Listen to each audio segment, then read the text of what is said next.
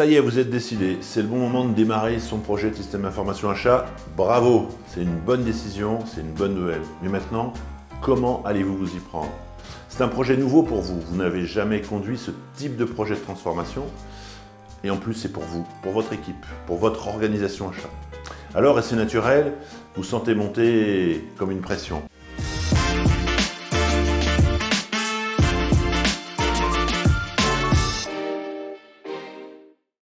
Dans cette vidéo, nous allons aborder ensemble les points suivants. La gestion de projet, les responsabilités, les plans d'action, le planning et le budget. Le sourcing pour mieux identifier ses besoins et puis l'état des lieux de votre propre architecture de système d'information. Enfin, nous verrons comment vous allez construire une RFI et la préparation de votre consultation. Nous l'avons vu, c'est un projet nouveau pour vous. Nouveau, oui, car c'est un thème nouveau et surtout, cela vous concerne. Ils sont rares les projets qui concernent au premier chef l'organisation des achats.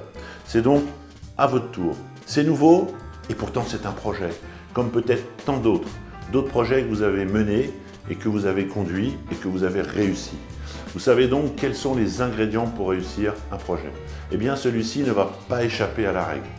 Pour mener à bien votre projet, il va vous falloir un chef de projet, une gouvernance du projet, les règles du jeu. Il va vous falloir un planning, un suivi avec des comités réguliers et une communication auprès de tous les acteurs qui sont concernés, mais uniquement les membres de l'équipe projet, toute l'entreprise. Voilà. Et puis il vous faudra également un budget. J'ai oublié un ingrédient qui peut avoir son importance, le nom du projet.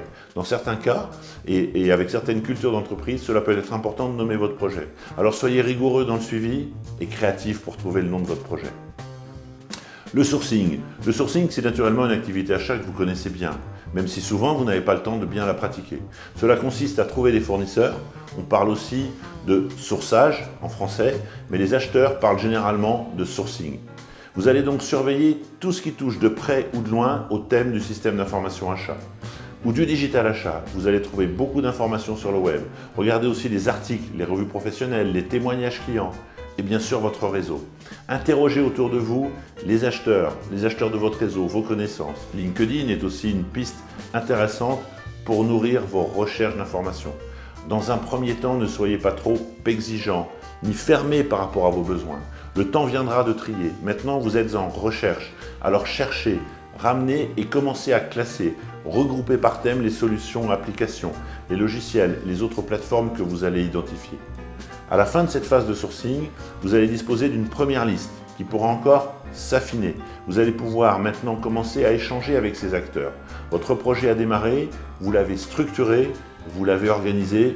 Bravo, nous sommes sur la bonne piste.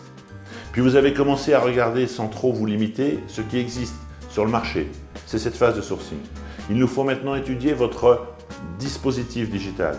Cela peut être assez rapide quelquefois, malheureusement. Pour certains autres, le dispositif est constitué d'un ERP qui va servir à passer des commandes et à Excel. Mais pour beaucoup maintenant, vous pouvez disposer d'autres outils comme le suivi de vos fournisseurs, un outil de business intelligence ou de BI, un outil de traitement de données, une rédaction des marchés pour les acheteurs du service public. Vous allez donc poser votre architecture de SI et notamment ceux qui concernent les achats. Pour faire ceci, je vous encourage à dessiner tout simplement votre processus achat, puis de voir et de venir disposer les outils, les systèmes et les logiciels que vous utilisez à chacune des étapes pour bien réaliser votre métier. Vous verrez ainsi aisément ce qui fonctionne déjà, ce que vous avez, ce qui vous manque et ce que peut-être vous allez devoir arbitrer. C'est une phase intéressante comme démarche et très instructive. Une fois donc votre état des lieux réalisé, vous allez pouvoir interroger les entreprises identifiées dans cette phase de sourcing. Souvenez-vous, vous avez créé une liste des acteurs et des premières informations récoltées. Cette recherche, cette RFI, Request for Information, est une étape pour bien identifier les acteurs, leur savoir-faire et ainsi vous permettre de répondre à la question « Est-ce que ces entreprises sont éligibles pour mon besoin, pour me proposer une solution ?» Je profite pour vous rappeler que vous devez consulter uniquement les entreprises éligibles. Ne tombez pas dans le piège classique de l'acheteur qui interroge trop d'entreprises. C'est ce qui arrive quand on confond le sourcing, la RFI, la consultation et la demande de prix. Votre RFI va comporter des mentions sur l'identité de l'entreprise, son histoire, quelques chiffres, son savoir-faire, son expertise et ses références. Avec ces éléments, vous disposez de tout ce dont vous avez besoin pour savoir si cette société participera ou non à la consultation finale. Vous n'avez pas besoin de consulter 10 entreprises. Si votre sourcing est bien réalisé et si vous avez fonctionnellement bien défini ce que vous attendez, 3 à 5 acteurs sont suffisants pour mener à bien votre projet. Nous sommes maintenant arrivés à la dernière étape avant de lancer la consultation. Il s'agit de la phase de préparation de votre consultation. Là aussi, c'est du grand classique et vous connaissez cela très bien. Votre consultation devra à minima comporter les éléments suivants. La présentation de votre entreprise. N'oubliez pas de donner envie à vos fournisseurs.